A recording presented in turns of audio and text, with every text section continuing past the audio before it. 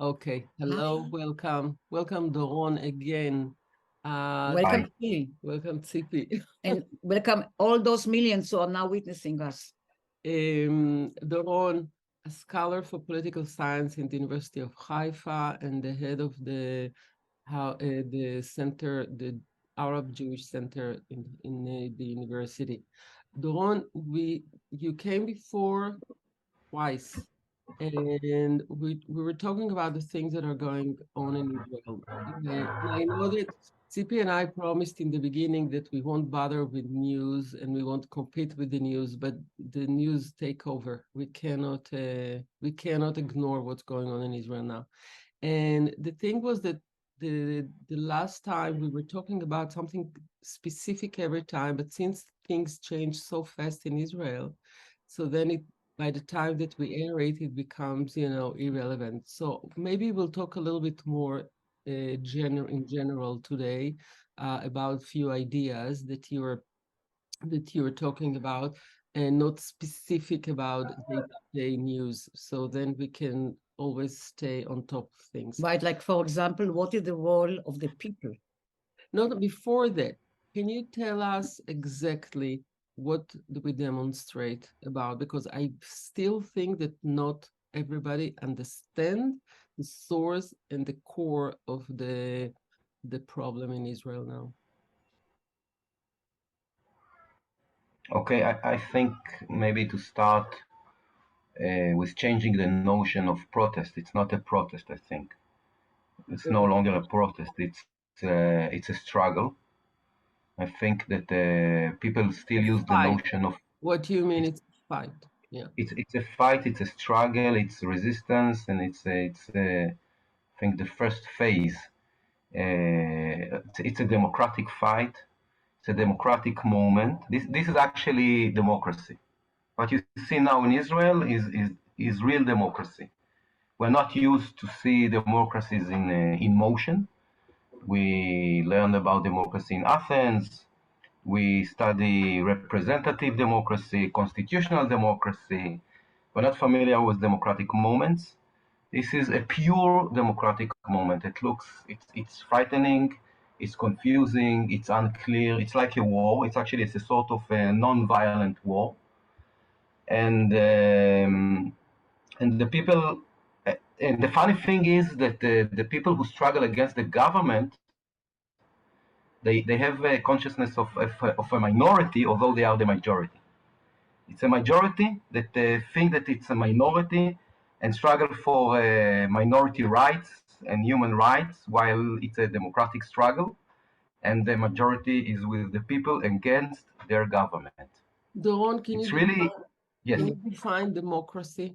Because I think they're Yes, I think that basically democracy. I think a good way to think about democracy is in terms of power to those who don't have authority, or those who don't, or power to those who are not the wealthy people.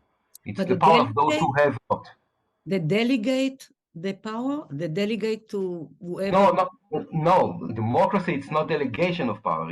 It's the power to the people, to those who have not, and we're not used to democracies, because usually you have representative democracy. We have elections. We have a situation of constitutional democracy, in which the people don't have power.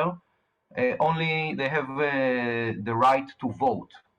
What you see right now is people on the streets fighting against their government, which is a manifestation of democracy, of a real democracy, not the kind of democracy that you are used to, because you are used to modern constitutional democracy, in which the people are not doing anything, only ever once in a while in elections. And here you see power of the people, of the ordinary common people, once again against the government. But So you yes. can you give us briefly in the history how much a demonstration, a fight, of the people like that succeeded? Once again, I insist, it's not exactly a demonstration. It's not exactly Fight, protest. fight of the people. It's a crucial, it's I like it. terminological, but we are communicating ideas. I'm trying to say that this is something that we actually don't know how it will develop because we are not familiar with such a vast, large, massive participation. You're not used to so many people for such a long time participating in a democratic struggle against the government. This is one of the reasons that basically I'm very optimistic. I think that this is a great moment in Israel. It's a poor moment for the Israeli government, but I don't see democracy in terms of government. I see democracy in terms of people. And I see here that the Israeli people are much more democratic than we used to think. They are much more powerful. They are much more engaged. Last night, you saw more than 200,000 people on the street. It's I think it's a lot 300,000. of people. The formal number is 2,000. They claim it's 3,000, 300. I think it's more only to 300,000 people. It's huge. It's huge numbers. It's amazing, and this is actually democracy. This is real I democracy. think it's also it spreads to both sides of the map in Israel. You know, the people that come to the street are now from both sides. And a lot of young people, which is Young people, Orthodox people, left, right, right. Ashkenazi, Sephardi, everybody together. I think that's why it's very important to understand what do we fight for, because it's not one against another, it's against the government who wants to take advantage and change. Yeah, So but that's the but core. on the way, before you even answer about what the against is, there is a danger of opening a Pandora boxes that are all the time in Israel, like, Sephardic and Ashkenazic and ultra-religious and secular, etc.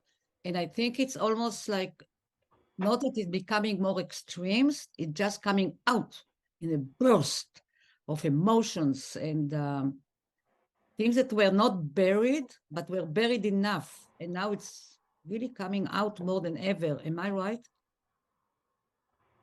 I agree. I think something similar almost took place in 1967 after the 6 Days Wars, that a Pandora box was opened about the nature of Israeli state, whether it's more Jewish, more democratic. You don't remember, but it was something like that after the war. But it's okay. And no, but I mean, historically speaking, a lot of people don't remember, but Israeli society faced these kind of questions in the past, but it buried it.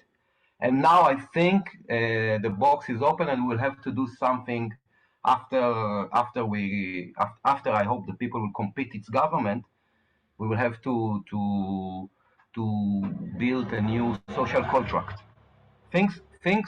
I don't think that things will return to what they've been. I mean, Nothing we're goes. doing a change, a transformation.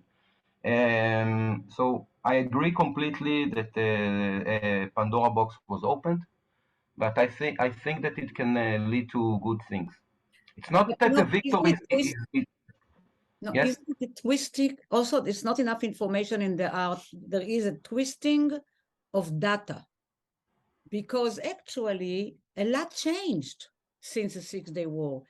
And let's just take the issue of Sephardic and Ashkenazic. I mean, it's like all over the place, almost equal in terms, if you look at teachers and government and bankers and how you say it, and doctors. There's some, nobody even think, are you Ashkenazic or you're Sephardic? So they picked up on, it's really clear, maybe in the Supreme Court, not enough Sephardic, but any other sector, do we really see?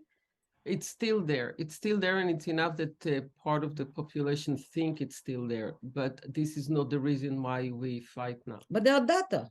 But there are many lines were crossed this time, and all sides. And I think in a way it's a good stuff, because otherwise you cannot heal if you don't if you don't just touch all the painful points, you cannot really heal. The question is, if we have a group that is strong enough to lead the healing process, and if this fight can grow a team that will rise above and say, let's start working, you know, and this is I think the main problem, not problem, it's an issue, because I don't see yet a new group that is rising above and lead the whole war towards something. I think we need a little bit more time. And I don't think we need to More time for what? more Fighting time, against. more fighting. I don't think we need to stop, and I don't think we need to give up on anything. I think it's crucial once and for all to try at least to solve something basic. But if there is no What do you think, discussions Doron? between the groups, then, because what's going on now, really dominant, is like engineering our minds.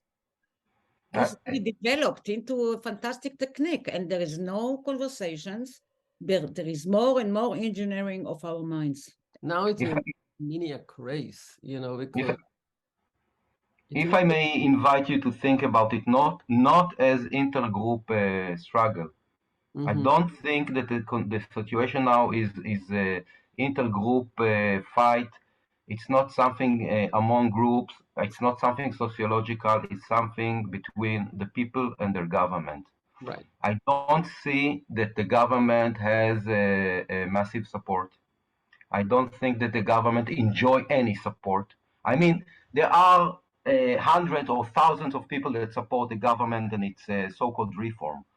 But really, I don't think that the so-called reform is something that there is another camp that supports it. I think it's something that comes from above.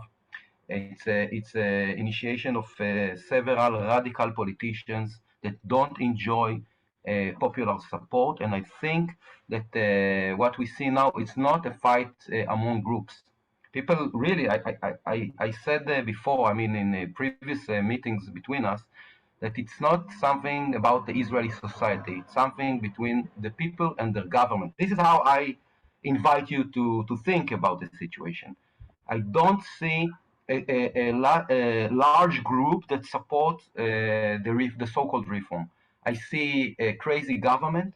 I see a government that wishes to concentrate a lot of power, to eliminate the checks and balances, and I see against it more and more people that realize that this development is very, very dangerous, So if But it and were fighting against the government.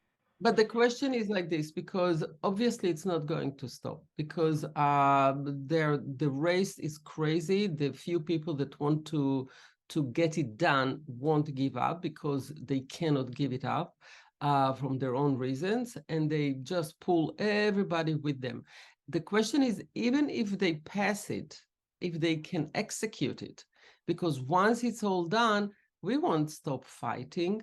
And it's only against the government, and the government is only group of people that compromise on other people in the government in order to support their craziness. But so what if they pass it? And let's say so we all know that then the Supreme Court may come and say it's not legal. The question if they will listen to and now that all the lines, are like completely broken, so what? But I have one more question. Is why don't the people, as you say, who object to the government, why not the question of so many poor people don't realize that they are poor because of the government? How come this is not part of the language? I think that they're not poor because of this particular government. Well, yeah, Also, but now that everybody is busy with all the other things, No, but really think no. about them. I think the poor people suffered from all the governments, left, right, center. This is one of the reasons that the poor people are not against this specific government, because this specific government is not bad in particular for poor people. It's bad for middle class people, for people who believe in liberal values. The poor people suffer from everybody. It's not that Labour government took care of poor people. Let's not live in illusions or feel that we are. It's not that we are entirely good What and about the pure. past? For the future, how do we? But for the future, in the meantime, those who struggle against the government don't care about poor people. This is. I'm sorry. I'm a political scientist. I'm not a politician. For the I'm same going money, why don't they?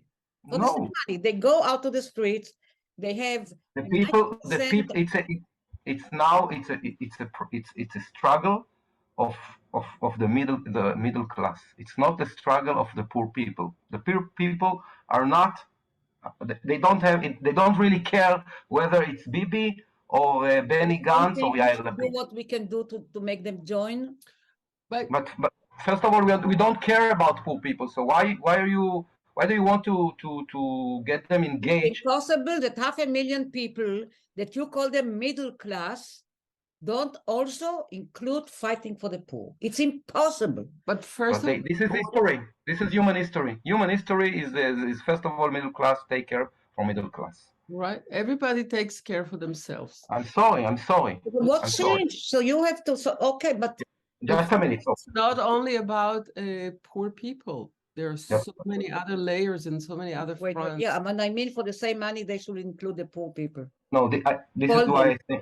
Call them but- for the struggle because nobody will protect them if there is not the Supreme Court or Yes, but- courts. Nobody. Yeah, will.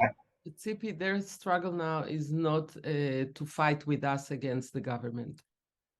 Their fight Yes. is how to pay, how to buy food for You become peso. stronger when you fight. Some do. Everybody.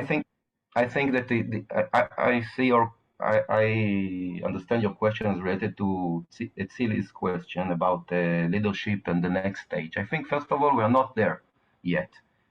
We are not in the stage of leadership, and we are not in the stage of connecting between the underclass and the middle class. In the meantime, I see it as a massive struggle between the middle class against its radical government that really basically don't want the government is not interested in poor people or in anything, instead only in power. It's a struggle about power, and people understand it intuitively. They don't need Doron Navot. They feel that the government is trying to do something extremely dangerous, and the people are right. I'm talking about the middle class. I'm not talking about the poor people. I'm talking about the middle class people. It's a lot of people in Israel. On the other hand, you see the government, and as I see it, without serious support, without popular support. If I'm wrong, then we'll really see a war with violence. If the government has a support, which I don't discern right now, I don't see any support for the government. But if I'm wrong, we are really in deep problem and trouble. But if I'm correct, and the data is correct, and the public surveys represent reality, this government cannot succeed, even if it would legislate all the terrible laws, because Israel is against the government. The state is against the government. The vast majority of the people is against the government. They don't have popular support. They can't. People like me, are going to do everything they can, but not violently, not to use the violent measures. But if we don't think about violence, everything else is possible. And there are a lot of plans that we are planning for the government. There are so many people, smart people, dedicated people. You wouldn't believe how many people having so many interesting plans for the government for the day after. Right. And I don't see how the government can lead its policy, without people. So it can legislate whatever it wants. I don't think that in the end, if we will continue, if people like me will continue, I think that we will succeed. I think. Tell me, if the we will. Arabs join us, the Israeli Arabs that join those demonstrations, it will be for the good of the fight, or it may hurt it? No, I don't think that at this stage the Arabs can join us. The Arab can join the Jews, because it's all the pathos of the fight is it's the Zionists against Zionists. People, pilots are talking about the fact that the High Court protect them, in Hague. What do you want? That Arabs will fight for pilots in order that these pilots can drop bombs on Gaza and feel secure? You know what I mean? Doron, but what's your idea about the Israeli Arabs? I'm not talking about, I mean, the whole definition of Palestinian is a bit different here. What is your position about the Israeli Arabs in the picture of the future? I think that right now, I hope that Arabs will find a way to struggle right now, not in Kaplan in the center of Tel Aviv, not with Zionist flags, but first of all to develop struggles parallel to the struggle of the middle class, the Jewish middle class in Israel. This is the current phase that I think that it's about time that Arabs will do something. I will help as much as I can, but it also depends on them. It cannot be in Tel Aviv because all the atmosphere, all the how do you say sismaot? Yeah, the slogans. The slogans are Zionist slogans. The rhetoric is Zionist. You can't. I don't expect. I don't want to see Arabs in a Zionist gathering. But I do hope that the Arabs will find ways right now to develop their own struggle at this stage. And I hope that in the next stage, as I hope to see new leadership, I hope to see new coalitions. And the coalition should be between Arabs and Jews. Because if we want not only to stop the government, but what I hope to change the government and to transform the political system, Jews need Arabs, and we need Palestinians, not Arabs that are non-Palestinians, and not only my beloved Mansour Abbas. And everybody who knows me know how much I admire and love Mansour Abbas. But with all the respect to Mansour Abbas and to Doron Navot and to Tzipi and Tzili, we need also Palestinians like Ayman Odeh, like more like more national Palestinians in the new bloc. Mm-hmm. Otherwise, we will be in this problematic situation, not here, not there. Yeah, but you know, if the Arab join the fight, but only right now at this stage, only with a desire for democracy. At this stage, democracy, yeah. They can. Yeah, I understand what you say. I think it will. But all the slogans, but you have to be in the demonstrations. It's a fight, but also with demonstrations. In the demonstration, all the slogans are Zionist slogans. How can they participate in such a, in Kaplan? It's all Zionist flags, the flags of Israel, but it's not something that an Arab can identify with. And knowing the Israelis, it can be a boomerang effect. I agree with you. Yeah, it also can reject or the soft right. So I don't think that we should insist to have Palestinians and Arabs in this kind of demonstrations. We have to think about other ways to combine them, but it has also to come from them, from Arabs.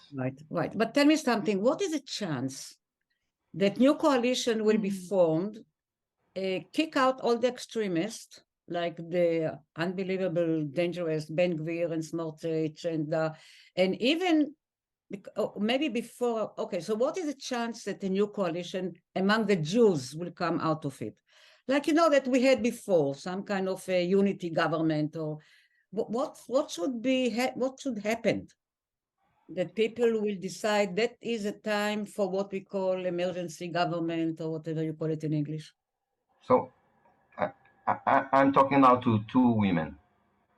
And I think and I encourage and my hope is that the women that fulfill, I don't know if you noticed, a friend of mine just mentioned to me this morning that actually women are playing a very important role in this struggle. Right. A lot of just a minute. It's time that women would, I don't want to anger anybody, but yeah, I agree with you. So I think that if the women, if women that play a leading role in this struggle. Will to take part in the next stage, and will enter to the political arena, and maybe organize a new political party. This can be a game changer. There are Because you efforts. see the power of women. You see so Yeah, many women. right. Just, So there are סליחה, אני efforts. מתנצל, היה פה Oh, איזה... you have all the hi. Wow, wow. Hey, wow. רגע, בסדר, בא How לי, בסדר. many? This is wow. סליחה. Wonderful. That's incredible. זה טעות שלי, כן. That's okay. We love them. We love them. Wow. סליחה, אני מתנצל, היה פה איזה... You never okay. apologize. You know, you No, never. no, I apologize for the... No. Well- The kids are bringing sunshine. I mean, what can you do? So what is the chance to form a new coalition? Not just, I mean, women, I'm the first one. A new coalition because I'm serious. There are what? so many reasons to be hopeful. You see, the changes are in our camp. If you open your eyes, you see that it's a government, a radical government, it's us against a radical government. It's 5 or 6 people there, and we are so many, and there are so many new voices, so many new groups. But 30 are tickets, are afraid. Even now that the one who said that we were hoping he would be against it, his name is Dichter, who really know about military, is already said that he's going to vote for this reform. But even if they vote for the change, they won't be able to execute it because that's right. We keep the fight. The thing we is keep the fight. If you have once, and we need to continue, once we can form a leading group that would take everybody and will form not to go back anywhere, to build something that we can continue from now on and then give the tone. It will take some time. It's a process. And I think that many people are looking forward to it much more than we hear.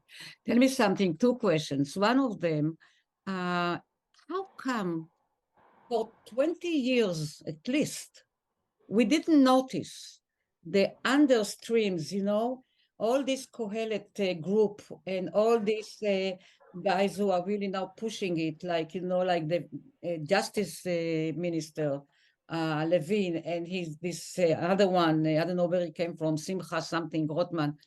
How come nobody raised the alarm 20 years in the making? My answer to your question is that this is politics. I think that you're thinking about Kohelet as a deep stream underneath that we didn't notice. It's an elitist body with a lot of money. It's 100 people. That's it. And it's not something that someone like you supposed to notice. You're supposed to notice the academia. You do all this research. But people like me noticed about Kohelet. But you didn't. I'm not surprised. I'm not surprised. I never heard of them until. But you're not. But this is not your role to notice Kohelet. It's a think tank. It's a think tank. We know this kind of work. It's a classic radicals work to build a think tank with a lot of money of very rich people. This is why I'm trying to convince you that this is something of an elite against you. But the elite is them, not you. They are the elite. Look at the damage. Look at the damage that they are doing. But they are not doing. They are trying to do damage. You ignore history. People with tons of money and wish to power that want to change things and lead their way always do that. How come we didn't notice? And they always. This is history. It's elites against the mass. We didn't notice, Tzili. How many years I'm asking you, my friend, to help build a think tank, whatever you call it, to really deal and with the vision that we want for our country. How many years? At least 20. There are many groups that we don't know about. There are many ideas and many people that try to put together an idea and finance it and push and get together with the people in the power in order to tell them what to do and how to do and control it. Basically, the politicians are in their hands in many ways for hundreds of years everywhere. How come this is the perfect how. storm? Now, How come okay. now everything came out? It's the Listen, perfect storm. there's also something about the other side, like let's say it, that they're organized and they have their agenda and they're focused and they know exactly what they want and they took their time in processing it well and put it together well. While our side was a little bit, we hope it's okay, it will be fine, everything is all right. It's like a lullaby.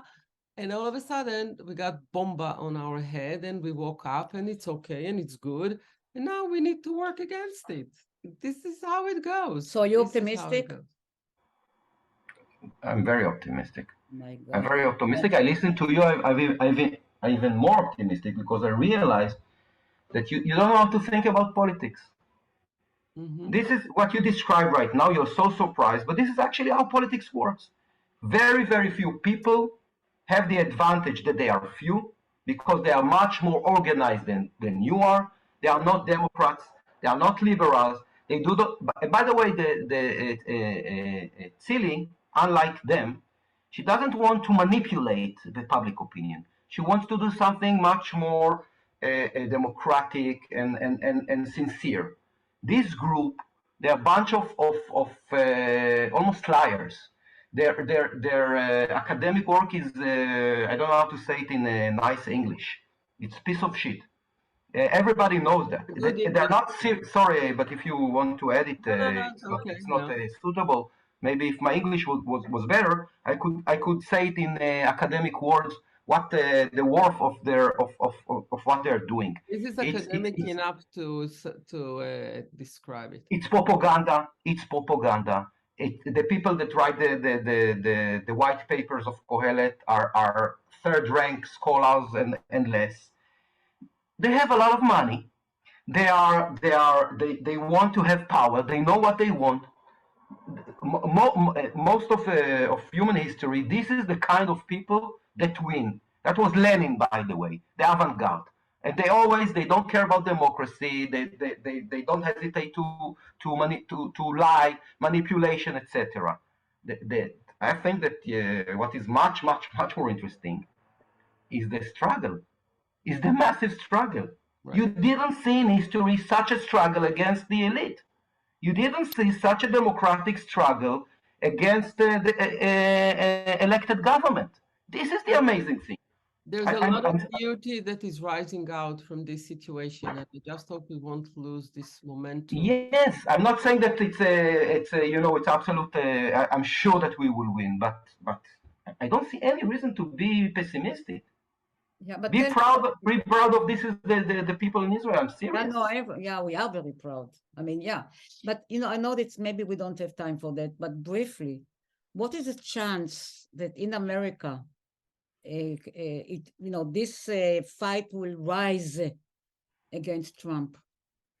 Because if not, he will come again. I think for the moment, I think that Israel is much more is in a better condition than America. I think that you have, if you want to be worried about the United States, be worried about the judges in the United States, be worried about the political system in the American political system. One of the things that I'm saying against the so-called government reform is that the model is the American model, is a politicization of the judges. This is the American model. I think that the American system doesn't work. I think that the Israeli system is better than the American system. Up to now. Up until now, yes, and the government wants to take it closer to the American model. Right. But basically, I think that if I was an American citizen, I was really worried. America is in a deep problem for years, and it's getting worse and worse and worse. This is what I think. Now the jury is not releasing the outcome, about Trump yet, because they're afraid that he will turn, the world upside down, and he can. And many people are waiting for that. And it's very scary. It's very scary. But I think that Israel is more united now than here. And, it's very important to explain everybody that we are now, Tzipi and I are now back in New York.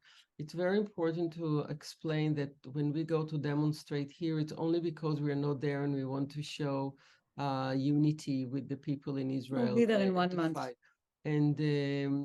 And it's not against the United, it's not the BDS, it's not against anybody. It's just because we are not there and we want to feel the same and to be part of it.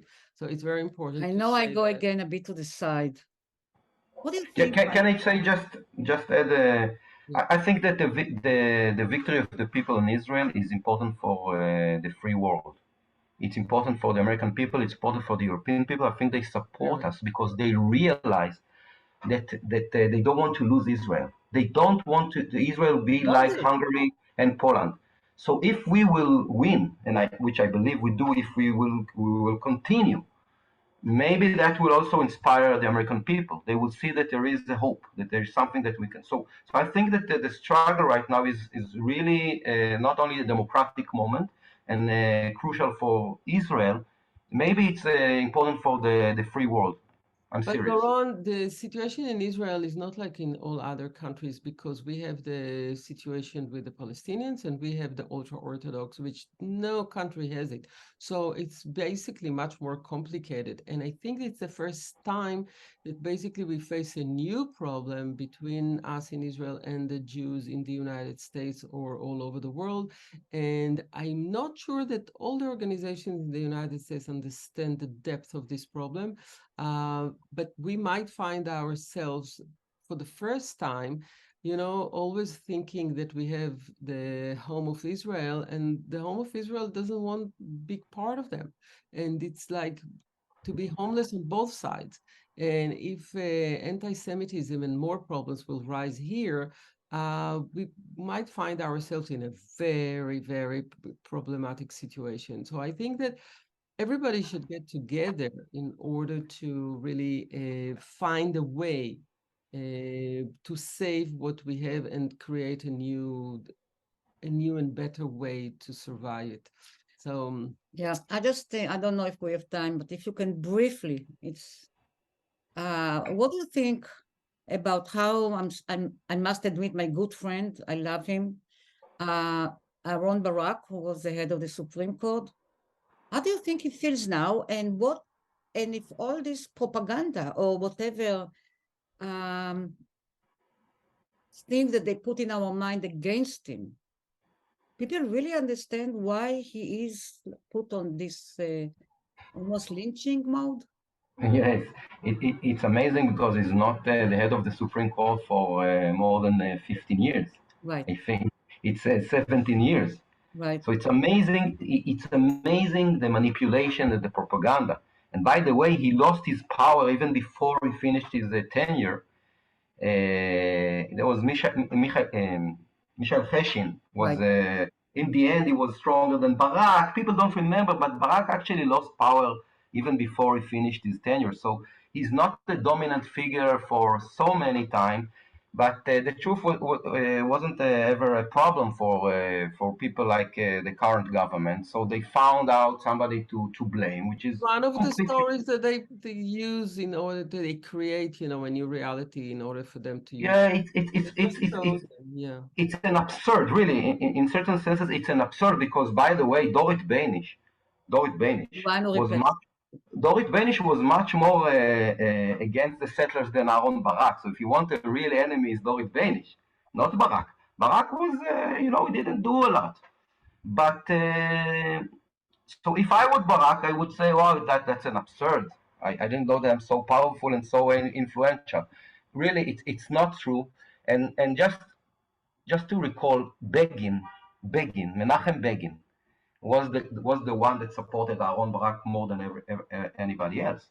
Right. Menachem Begin took Aaron Barak to Camp David. Menachem Begin. Right. Menachem Begin supported strong Supreme Court. Yitzhak Rabin hated Aaron Barak. So it's really an absurd. I don't know even how to. People forget quickly. Yes. And they don't know. Easy to manipulate their knowledge. So, they don't know. They forget. They don't know. They don't realize that actually Begin and Barak were close, and Begin and Rabin were opponents. So you can say But if you want the truth is that Barak was very close to Menachem Begin, and Menachem Begin was the one that made the Supreme Court so strong against the labor movement, against the interest of the labor movement, against the politics of labor movement. But you know, in all these stories, they just try to make everybody forget about the main issue, that Netanyahu is supposed to have it to be put to trial, and he doesn't want to, and that's how it starts, and that's how it ends. We always say it's all depends on the need of the character. What is the need? It's a coalition. It's a coalition one thing that pushes your action and pushes your journey. It's a coalition of strong motivation. Your need. Yeah. Tzili, listen. One word. He's optimistic. I don't know. I'm going to go out to the demonstrate. He is. He told me 3 times. I nudged him. One word to end up this show. Yeah, just don't be optimistic, but don't take the optimism and don't go to fight. Yeah, don't rest. I'm optimistic only to the extent that you will use the optimism in order to struggle. Don't use the optimism in order to think that we won. We didn't. We'll see you soon. Thank you so much for coming. It's like you made my. We'll see you soon to check where we are, like in a week or two. Thank you very much. Thank you, Tzili. Thank you, Tzipi. Happy Good to see you. Oh, happy Passover, and see you next week. And don't bring chametz to the hospitals. My God. Don't get to the hospitals. Yeah. Bye, everybody. Bye.